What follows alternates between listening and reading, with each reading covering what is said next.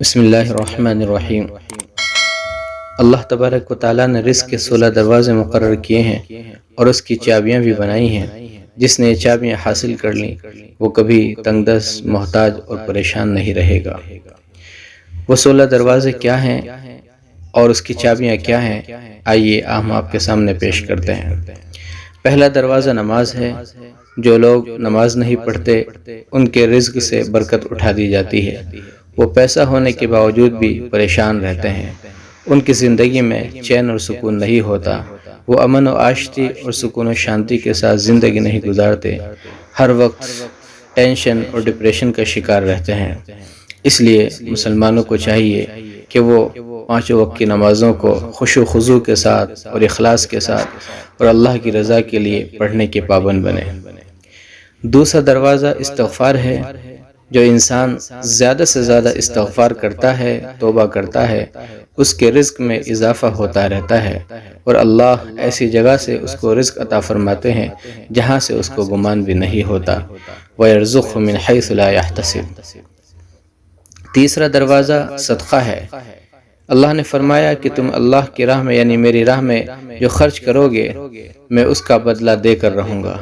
انسان جتنا دوسروں پر خرچ کرے گا اللہ اسے 10 گنا بڑھا کر عطا فرمائے گا۔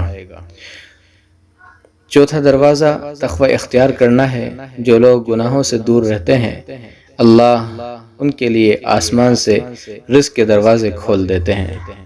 پانچواں دروازہ نفل عبادت ہے۔ جو لوگ زیادہ سے زیادہ نفل عبادت کرتے ہیں اللہ ان پر تنگ دستی کے دروازے بند کر دیتے ہیں۔ اللہ کہتا ہے کہ اگر تو عبادت میں کثرت نہیں کرے گا تو میں تجھے دنیا کے کاموں میں الجھا دوں گا۔ لوگ سنتوں اور فرض پر ہی توجہ دیتے ہیں، نفل چھوڑ دیتے ہیں جس سے رزق میں تنگی آ جاتی ہے۔ اس لیے نفلی عبادتوں کا زیادہ سے زیادہ اہتمام کرنا چاہیے۔ چھٹا دروازہ حج اور عمرے کی کثرت ہے۔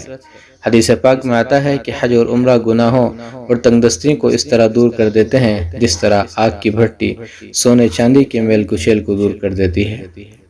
ساتواں دروازہ رشتہ داروں کے ساتھ اچھے سلوک سے پیش آنا ہے، یعنی ایسے رشتہ داروں سے بھی ملتے جلتے رہنا چاہیے جو ہم سے قطع تعلق کرتے ہوں۔ آٹھواں دروازہ کمزوروں کے ساتھ صلہ رحمی کرنا ہے، غریبوں کے غم کو بانٹنا ہے اور ان کی مشکل میں کام آنا ہے۔ یہ چیزیں اللہ کو بہت ہی زیادہ پسند ہیں۔ نواں دروازہ اللہ پر توکل ہے۔ جو شخص یہ یقین رکھے کہ اللہ دے گا تو اسے اللہ ضرور دے گا اور جو شک کرے گا وہ پریشان ہی رہے گا۔ 10واں دروازہ شکر ادا کرنا ہے۔ لَإِن شَكَرْتُمْ وَلَإِن شَكَرْتُمْ لَأَزِيدَنَّكُمْ۔ انسان جتنا شکر ادا کرے گا اللہ رزق کے دروازے کھولتا چلا جائے گا۔ 11واں دروازہ ہے گھر میں مسکرا کر داخل ہونا۔ مسکرا کر داخل ہونا سنت بھی ہے۔ حدیث پاک میں آتا ہے نبی کریم صلی اللہ علیہ وسلم نے فرمایا کہ اللہ فرماتا ہے کہ رزق بڑھا دوں گا جو شخص گھر میں داخل ہو اور مسکرا کر سلام کرے۔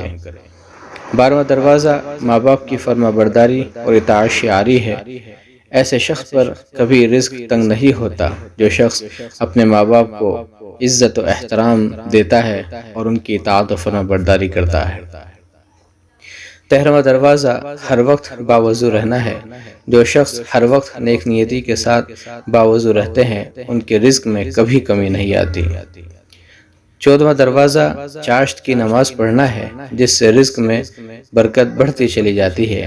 حدیث پاک میں آتا ہے کہ چاشت کی نماز رزق کو کھینچتی ہے اور تنگ دستی کو دور بھگاتی ہے۔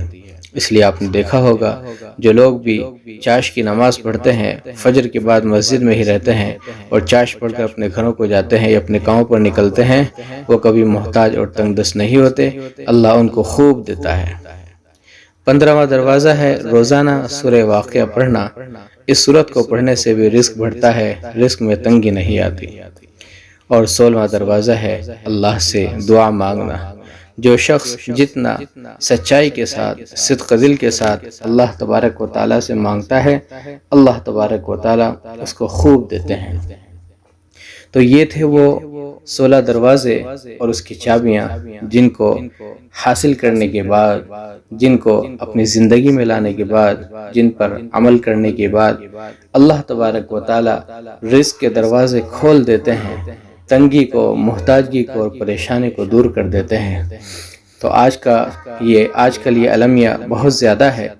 لوگوں کی زبان سے یہ بات سننے کو ملتی ہے کہ ہم محتاج ہیں، پریشان ہیں، ہمارے پاس مال و دولت تو ہے لیکن ہم پریشانی میں رہتے ہیں، تنگی میں رہتے ہیں، پیسوں میں برکت نہیں ہوتی، رزق میں برکت نہیں ہوتی۔ تو جو شخص یہ چاہتا ہے کہ اس کے رزق میں برکت ہو تو اس کو چاہیے ان 16 چیزوں کو اپنائے، اپنی زندگی کے اندر لائے۔ اللہ تبارک و تعالی عزت بھی دے گا، چین بھی دے گا، سکون بھی دے گا، اس کی دنیا بھی بنائے گا اور آخرت بھی بنائے گا۔